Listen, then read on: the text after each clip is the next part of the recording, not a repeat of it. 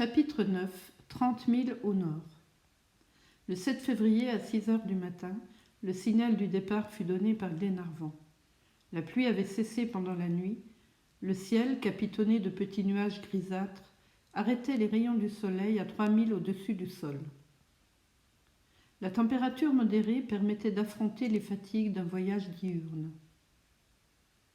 Paganel avait mesuré sur la carte une distance de 80 milles entre la pointe de Kawa et Auckland.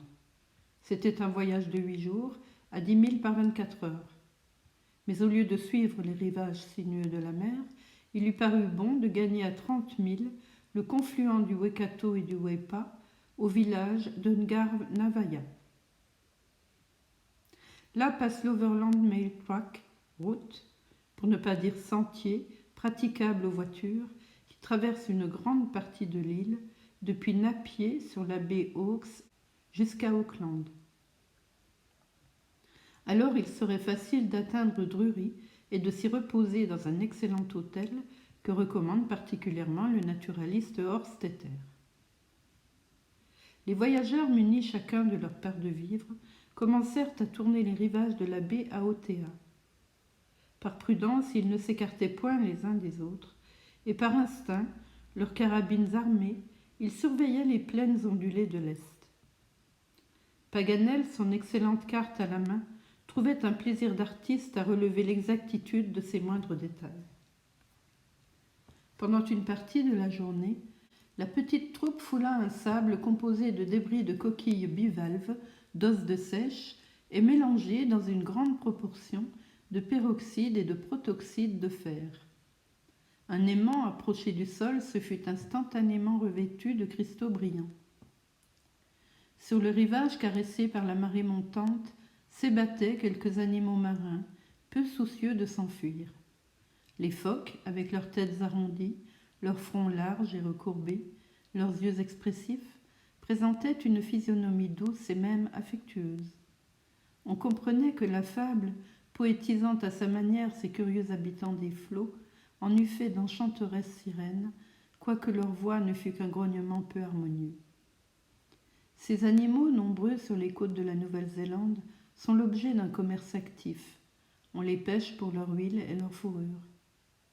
Entre eux se faisaient remarquer 3 ou 4 éléphants marins d'un gris bleuâtre et longs de 25 à 30 pieds. Ces énormes amphibies, paresseusement étendus sur des pellets de laminaires géantes, dressaient leurs trompes érectiles et agitaient d'une grimaçante façon les soies rudes de leurs moustaches longues et tordues, de vrais tire-bouchons frisés comme la barbe d'un dandy. Robert s'amusait à contempler ce monde intéressant quand il s'écria très surpris « Tiens, ces phoques qui mangent des cailloux !» Et en effet, plusieurs de ces animaux avalaient les pierres du rivage avec une avidité gloutonne. « Parbleu, le fait est certain, » répliqua Paganel. « On ne peut nier que ces animaux ne pèsent les galets du rivage. »« Une singulière nourriture, » dit Robert, « et d'une digestion difficile. Ce n'est pas pour se nourrir, mon garçon, mais pour se lester que ces amphibies avalent des pierres. C'est un moyen d'augmenter leur pesanteur spécifique et d'aller facilement au fond de l'eau. Une fois revenus à terre, ils rendront ces pierres sans plus de cérémonie. Tu vas voir ceux-ci plonger sous les flots. » Bientôt, en effet, une demi-douzaine de phoques, suffisamment lestés, se traînèrent pesamment le long du rivage et disparurent sous le liquide élément. Mais Glenarvan ne pouvait perdre un temps précieux à guetter leur retour pour observer l'opération du délestage, et au grand regret de Paganel, la marche interrompue fut reprise. À 10 heures, halte pour déjeuner au pied de grands rocs de basalte, disposés comme des dolmens celtiques sur le bord de la mer. Un banc d'huîtres fournit une grande quantité de ces mollusques. Ces huîtres étaient petites et d'un goût peu agréable.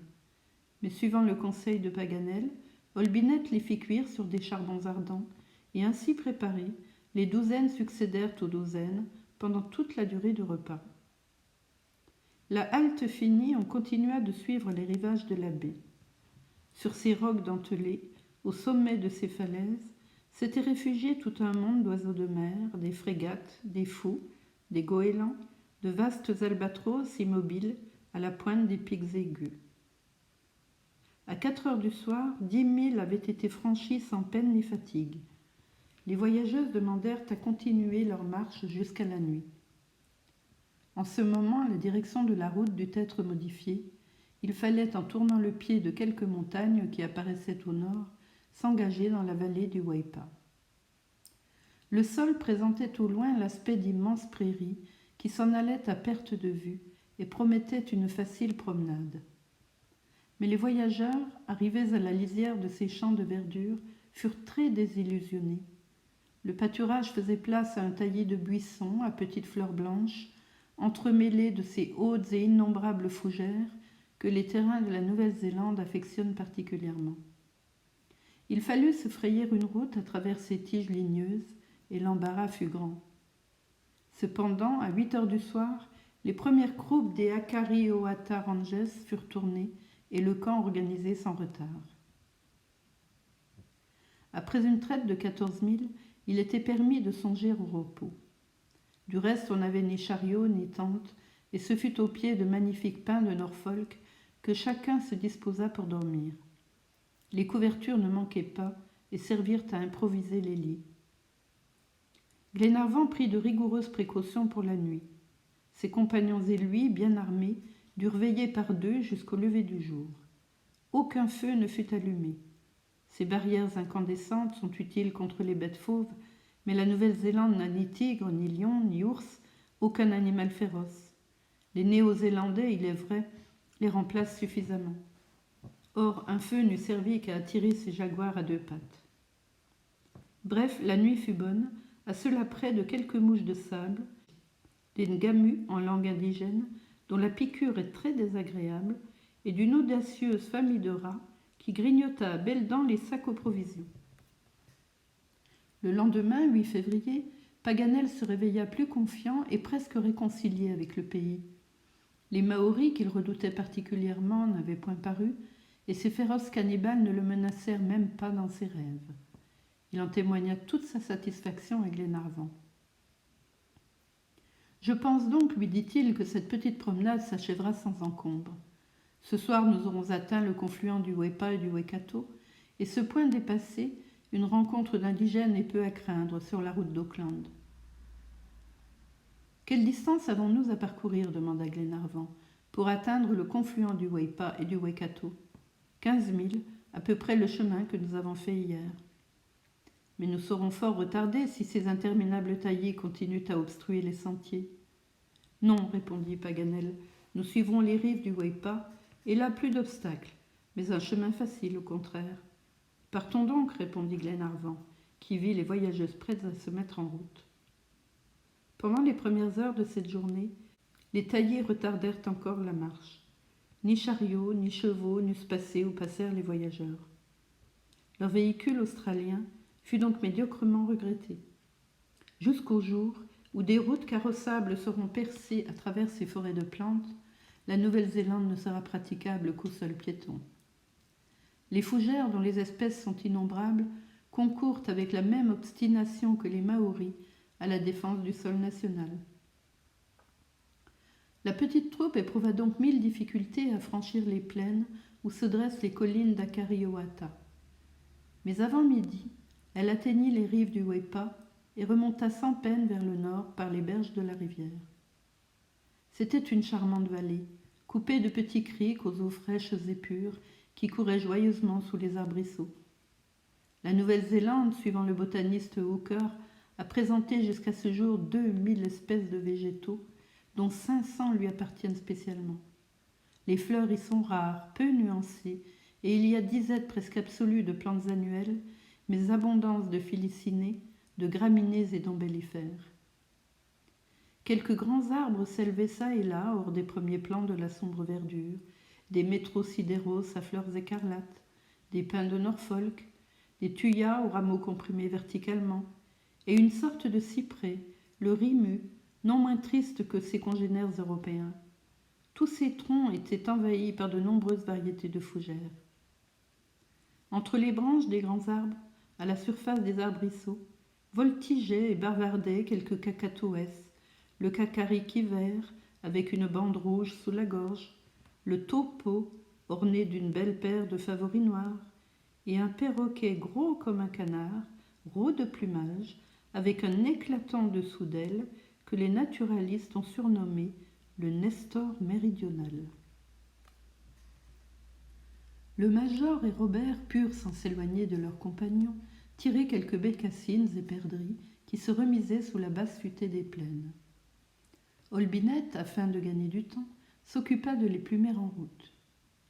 Paganel, pour son compte, moins sensible aux qualités nutritives du gibier, aurait voulu s'emparer de quelque oiseau particulier à la Nouvelle-Zélande. La curiosité du naturaliste faisait taire en lui l'appétit du voyageur. Sa mémoire, si elle ne le trompait pas, lui rappelait à l'esprit les étranges façons du tui des indigènes, tantôt nommé le moqueur, pour ses ricaneries incessantes, et tantôt le curé, parce qu'il porte un rabat blanc sur son plumage noir comme une soutane. Ce tui, disait Paganel au major, devient tellement gras pendant l'hiver qu'il en est malade. Il ne peut plus voler. Alors il se déchire la poitrine à coups de bec afin de se débarrasser de sa graisse et se rendre plus léger. Cela ne vous paraît-il pas singulier, Naps ? Tellement singulier, répondit le major, que je n'en crois pas le premier mot. Et Paganel, à son grand regret, ne put s'emparer d'un seul échantillon de ces oiseaux et montrer à l'incrédule major les sanglantes scarifications de leur poitrine. Mais il fut plus heureux avec un animal bizarre, qui, sous la poursuite de l'homme, du chat et du chien, a fui vers les contrées inhabitées et tend à disparaître de la faune zélandaise. Robert, furetant comme un véritable furet, découvrit dans un nid formé de racines entrelacées une paire de poules sans ailes et sans queue, avec 4 orteils aux pieds, un long bec de bécasse et une chevelure de plumes blanches sur tout le corps. Animaux étranges qui semblaient marquer la transition des ovipares aux mammifères. C'était le kiwi zélandais, l'Aptéryx australis, des naturalistes, qui se nourrit indifféremment de larves, d'insectes, de vers ou de semences. Cet oiseau est spécial au pays. À peine a-t-on pu l'introduire dans les jardins zoologiques d'Europe. Ses formes à demi ébauchées, ses mouvements comiques ont toujours attiré l'attention des voyageurs, et pendant la grande exploration en Océanie de l'astrolabe et de la zélée, Dumont d'Urville fut principalement chargé par l'Académie des sciences de rapporter un spécimen de ces singuliers oiseaux. Mais malgré les récompenses promises aux indigènes, il ne put se procurer un seul kiwi vivant. Paganel, heureux d'une telle bonne fortune, lia ensemble ces 2 poules et les emporta bravement avec l'intention d'en faire hommage au Jardin des plantes de Paris. Donné par M. Jacques Paganel. Il lisait déjà cette séduisante inscription sur la plus belle cage de l'établissement, le confiant géographe. Cependant, la petite troupe descendait sans fatigue les rives du Weipa. La contrée était déserte. Nulle trace d'indigènes, nul sentier qui indiquât la présence de l'homme dans ces plaines. Les eaux de la rivière coulaient entre de hauts buissons ou glissaient sur des grèves allongées. Le regard pouvait alors errer jusqu'aux petites montagnes qui fermaient la vallée dans l'est. Avec leurs formes étranges, leurs profils noyés dans une brume trompeuse, elles ressemblaient à des animaux gigantesques, dignes des temps antédiluviens. On eût dit tout un troupeau d'énormes cétacés saisis par une subite pétrification. Un caractère essentiellement volcanique se dégageait de ces masses tourmentées. La Nouvelle-Zélande n'est en effet que le produit récent d'un travail plutonien. Son immersion au-dessus des eaux s'accroît sans cesse. Certains points se sont exhaussés d'une toise depuis 20 ans. Le feu court encore à travers ses entrailles, la secoue, la convulsionne et s'échappe en maint endroit par la bouche des geysers et le cratère des volcans. À 4 heures du soir, 9000 avaient été gaillardement enlevés.